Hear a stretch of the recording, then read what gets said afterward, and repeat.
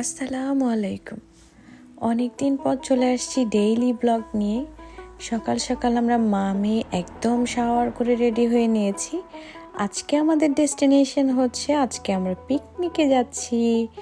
So দেখতে পাচ্ছেন খাবার দাবার রান্না করে একদম গাড়ি ভর্তি করে আমরা চলে যাচ্ছি। এই যে আজকে থিম হচ্ছে সব লেডিসরা, মানে আমরা উইমেনরা, বা বলতে পারেন এটা একটা মেয়েদের পার্টি।